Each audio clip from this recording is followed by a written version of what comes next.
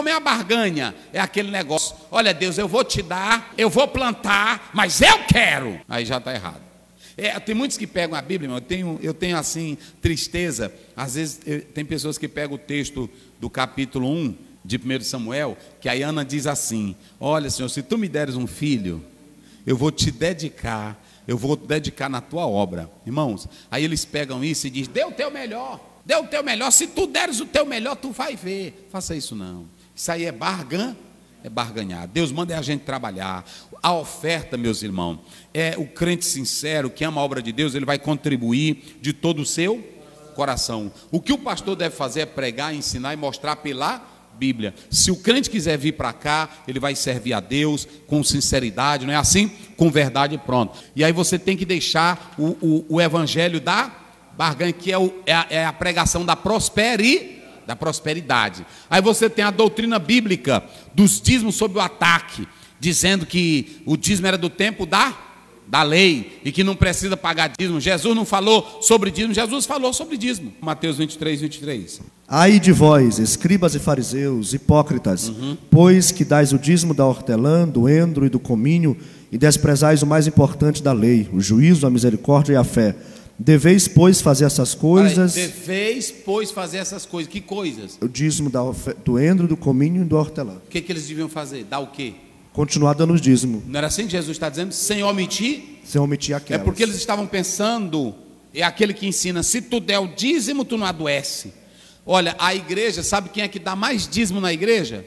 São as pessoas pobres, são as pessoas carentes, são as pessoas necessitadas. E eu vou falar isso daqui a pouco, que é algo muito sério. São essas pessoas que dizimam, não são elas? Então, alguém diz assim: pastor, e a igreja hoje deve pagar dízimo? Alguém diz: não, porque a igreja não vive debaixo da lei. Isso só foi para os... Está errado. Nós não devolvemos dízimo pela lei arônica. Nós devolvemos dízimos pela lei do sacerdócio e da ordem de Melquisedeque. Por que que o escritor aos Hebreus não pegou Levítico para explicar? Por que que ele pegou foi o Melquisedeque? Porque Levítico tem um período e ele apontou para o natural. Antes de tudo, eu coloquei aqui que é muito importante nós não dizimamos só por causa da lei levítica. Tem um princípio da lei levítica. E Paulo falou da lei levítica, ele até usou como princípio. Ele diz assim: olha, quem é que vai para a guerra a sua própria custa, né? Quem é que, ele diz, quem prega o evangelho vive, o que serve ao altar vive não atarás a boca do boi. Tudo era princípio, que era coisa que estava na lei judaica, e ele usou como princípio. Então, você tem que ter todo cuidado com isso, ok? A igreja deve ser comprometida com só si, e usar o dízimo também para os... Tem irmão que diz assim: não dê dízimo na igreja, dê para os pobres. E é para dar mesmo dízimo para os pobres. A igreja, ela tem que usar o dízimo dela para o social, sim ou não? E eu não vou fazer aqui, porque a Bíblia diz que não é para a gente tocar trombeta, mas todo membro aqui da igreja... Todos que mexem aqui e lidam sabem o que a igreja aqui ela faz com o dízimo dela.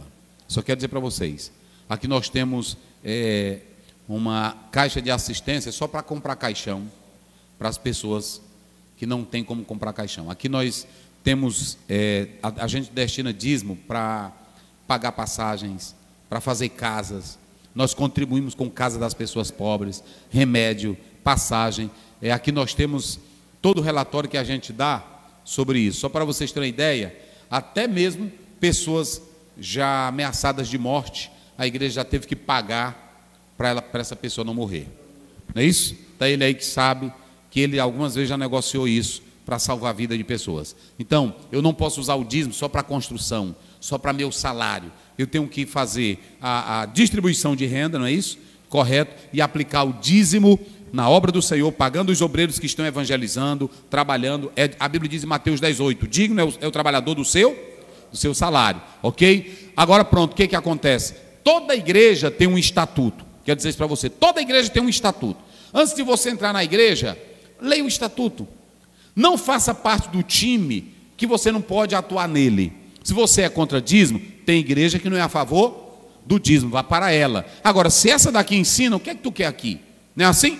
Tem gente que pensa que a gente está atacando. Nada disso. Eu sou o seguinte, eu só entro numa coisa se eu ver que aquilo ali Pronto, porque no estatuto de toda a igreja tem assim, olha para cá, tem assim, os direitos e os deveres os membros têm direitos, mas eles também têm o quê? E eles sabem que a igreja é sustentada com os dízimos e as ofertas. Agora o pastor, ele deve aplicar também os dízimos no social da igreja, ok?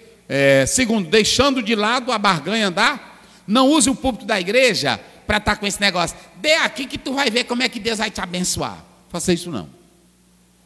Ensine a Bíblia, mande o crente ler a Bíblia, e ele vai ver a bênção de quem vive na fidelidade com Deus. Nada de barganha.